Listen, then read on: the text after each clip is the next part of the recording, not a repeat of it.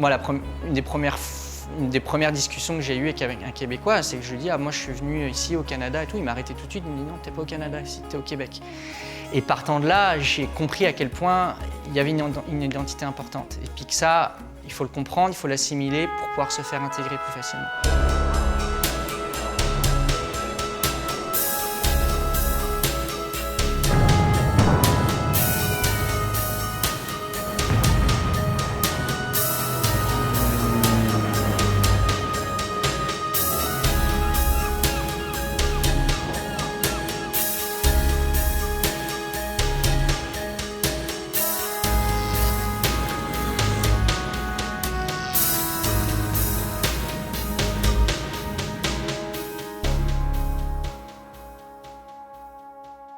Donc ouais, je m'appelle Nicolas Coupet, je suis originaire de France. Je suis au Québec depuis 1 an.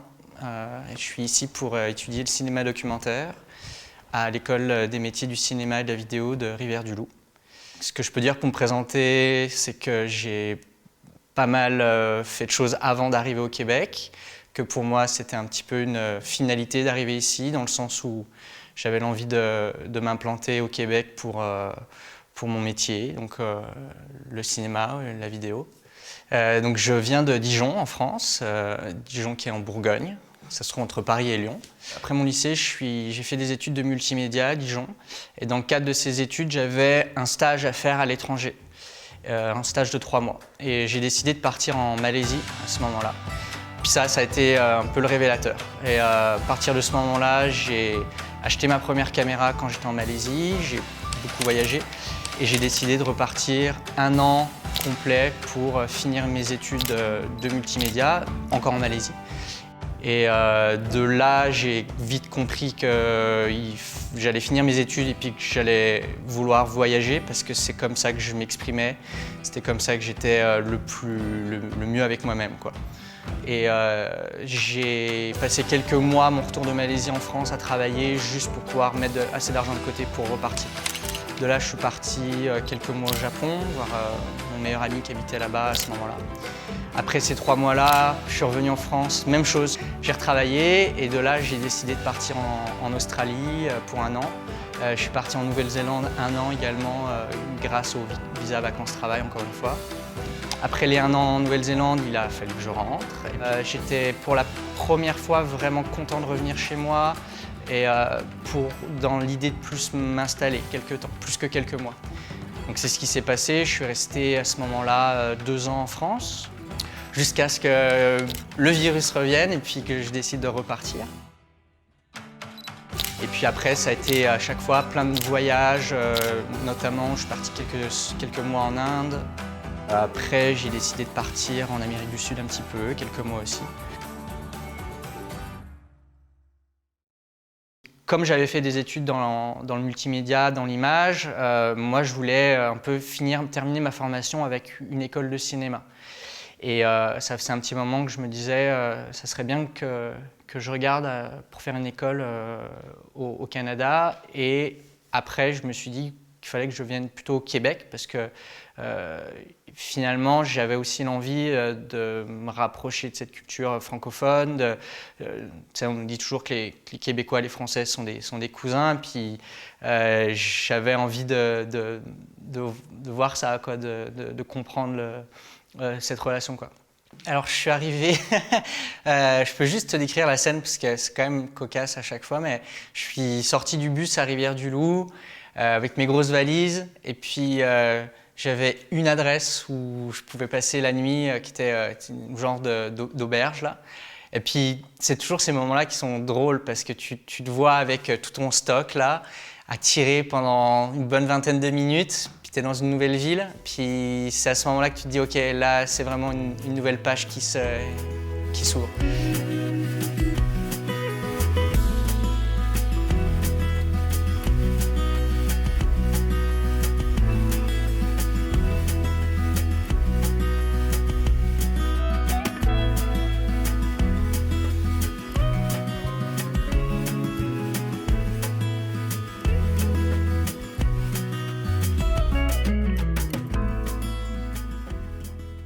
Ouais, mes premières semaines, voire mes premiers mois à Rivière-du-Loup, de ce côté-là, c'était pas facile. Petite mise en contexte, quand je suis arrivé au Québec, j'étais en couple avec une Française avec qui on avait décidé de s'installer ensemble au Québec.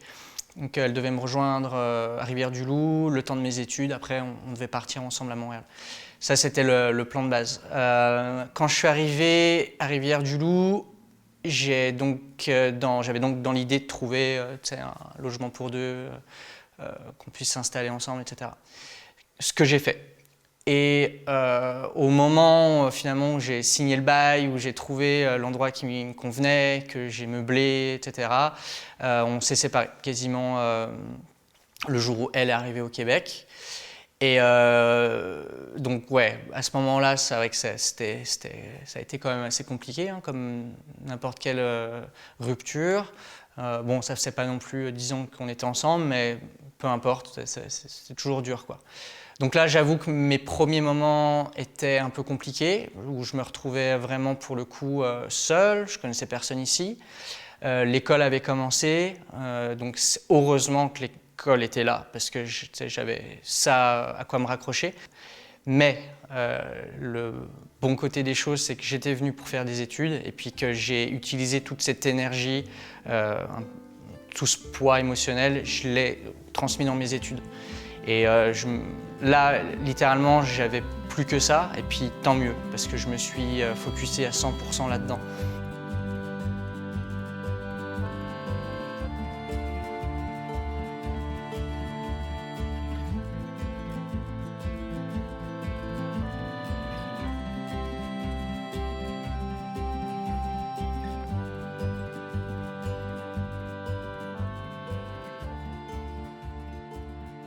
Et donc, très vite, par hasard, je suis tombé sur l'école des métiers du cinéma et de la vidéo, donc le MCV, de Rivière-du-Loup, qui proposait une formation en cinéma documentaire. Et en fait, j'avais pas pensé à faire du documentaire, ou en tout cas, j'avais pas pensé à faire une école de documentaire. Puis quand j'ai commencé à réfléchir et puis à mettre en parallèle, moi, ce que j'aime dans la vie, donc ce qui est lié au voyage, et puis à ma soif d'apprendre, ma curiosité, et puis et quand j'ai mis ça en parallèle avec ma passion pour l'image, je me suis dit, mais en fait, le documentaire, c'est parfait, parce que ça va me permettre de faire tout ça, et puis de lier mes passions avec ma future carrière dans l'image, quoi. Alors, moi, je me suis retrouvé dans une classe avec une vingtaine de Français et 9 Québécois. Et puis, avant d'arriver, je ne pensais pas du tout que ça allait être le cas, quoi. Puis honnêtement, si je voyage, si j'aime autant parcourir le monde, c'est parce que j'aime me retrouver vraiment avec des cultures qui sont différentes de la mienne. Puis là, je suis arrivé, c'était pas le cas. Et ça a été un peu dur pour ça, parce que je me suis retrouvé à voir de mes propres yeux que, ouais, il y avait quand même une différence entre Français et Québécois. Et que ça demandait un peu de travail pour se faire intégrer. Mais ça, je dois avouer que ça a pris quand même quelques temps avant qu'on me fasse confiance, avant qu'on commence à m'accepter. Parce que oui, je pense qu'il y a quand même, malgré tout, il y a quand même un rapport avec les Français qui est pas forcément toujours très facile, même si ça se passe très bien, mais il y a quand même des préjugés qui sont, pour la majorité du temps, qui sont vrais en plus. C'est ça qui est fou. C'est que les gens avec qui je parle, qui me disent les Français, ils sont comme ci, comme ça, ben, ils n'ont pas tort. Mais oui, j'ai senti que c'était plus dur de faire sa place ici parce qu'on est Français, clairement. Je l'ai senti. Il faut juste faire attention à ça, quoi. Rester soi-même. Mettre de côté un peu ses certitudes, mettre un peu de côté sa casquette de français et pas arriver en néocolonisateur comme certains le font, pas arriver et rester ancré dans sa communauté, etc.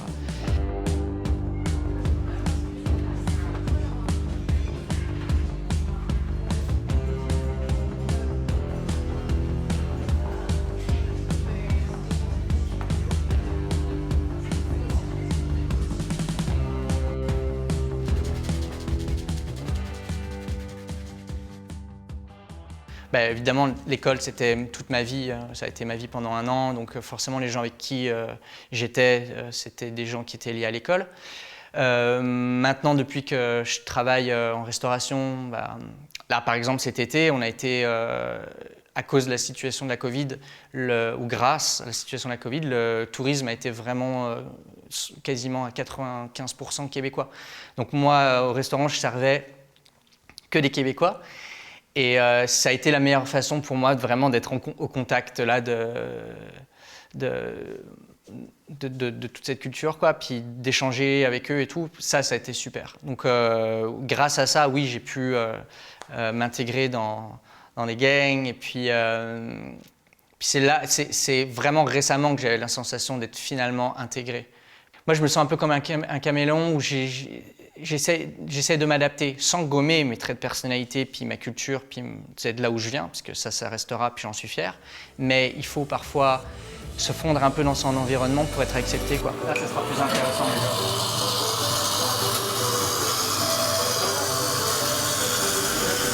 Et gluten free aussi. Donc il veut le chiche agneau dans une tortilla.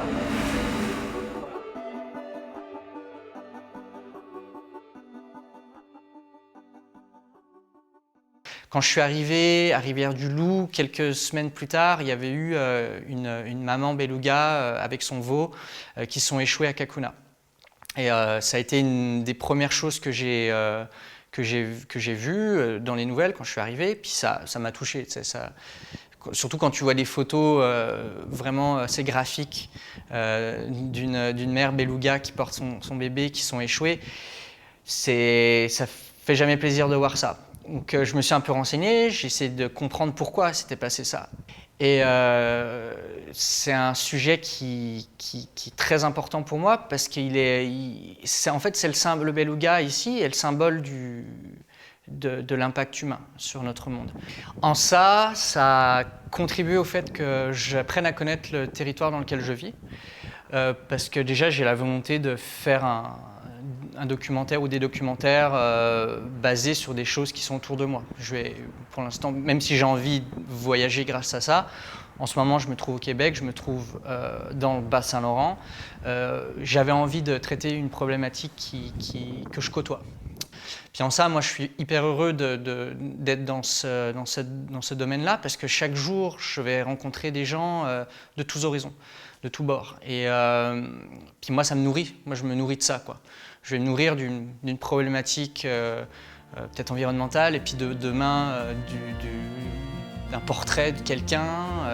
Et puis c'est ça que j'aime, c'est d'aller voir des choses complètement différentes chaque jour, quoi. Moi c'est ce que j'aime dans ce métier, c'est ça, on va de rencontre en rencontre.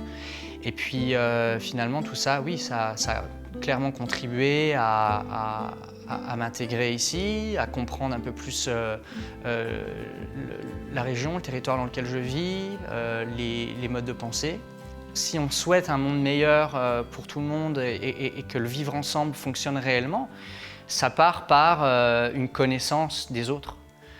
Et puis cette connaissance des autres, moi, ma façon de l'appréhender, c'est par ce médium-là, de la vidéo et de la caméra. Et que ça, si je peux l'insuffler à d'autres personnes, grâce à ce que je crée au niveau de la vidéo, eh ben c'est ma façon d'améliorer le monde. Et puis si ça marche, ben c'est que c'est un petit peu gagné déjà. Il y a encore plus d'intérêt quand tu leur dis que tu es français, que tu étudies le cinéma à Rivière-du-Loup. C'est pourquoi tu es arrivé là, ici, quoi.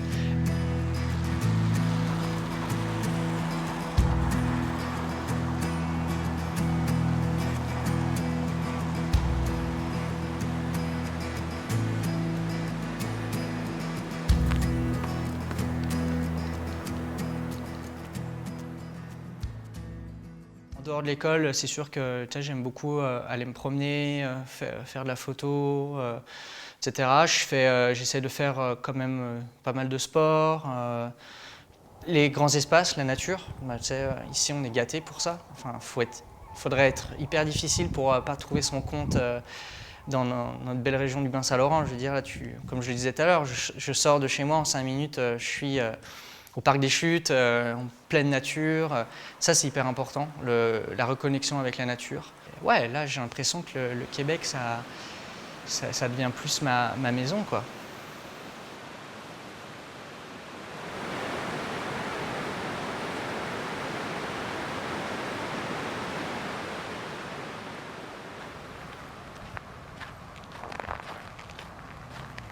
J'avais peu de connaissances du Québec avant d'arriver.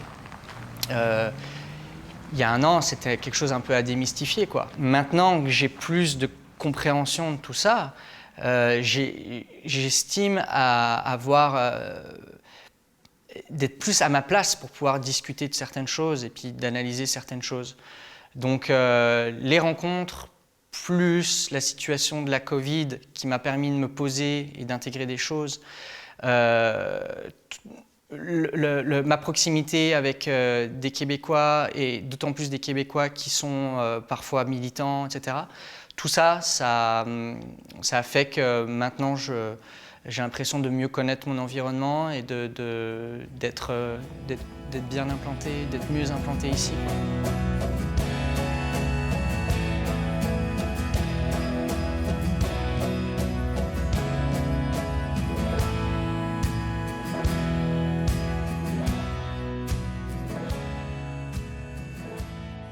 On se sent bien ici, et parce qu'on se sent moins... c'est peut-être pas tout le monde qui réagit comme ça, mais parce qu'en France, tout est plus compliqué.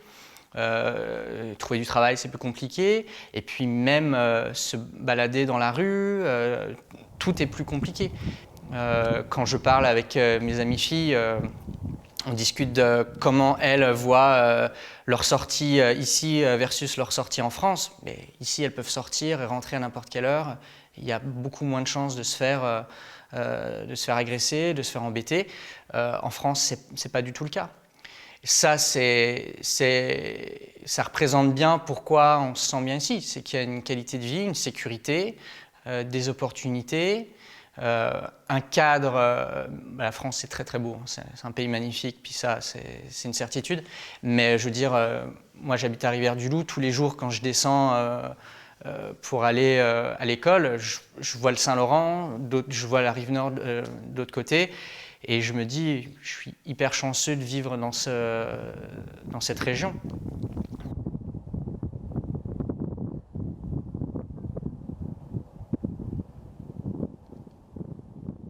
L'avenir, pour moi, je le vois de la façon suivante, c'est que j'ai vraiment la volonté de m'implanter au Québec, parce que je m'y sens bien, parce que j'ai déjà commencé à tisser des liens ici, puis que je vois un futur possible ici. Je pense que je me suis beaucoup cherché. Entre mes 20 et 30 ans, j'ai énormément voyagé, là. Je me suis installé dans des places pendant un an, mais je suis reparti. Puis c'était des pages, des chapitres d'un livre. Mais là, cette fois-ci, j'ai pris conscience qu'il fallait que je me pose un peu plus, puis que je consolide tout ce que j'ai appris là. Et puis en ça, Rivière-du-Loup, ça restera éminemment important. Et puis ouais, tout ce qui s'y est passé, tout ce que ça a déclenché, ça fait que je me rapproche de la personne que je voudrais être. Je suis serein, beaucoup plus que je l'étais, je pense. Voilà.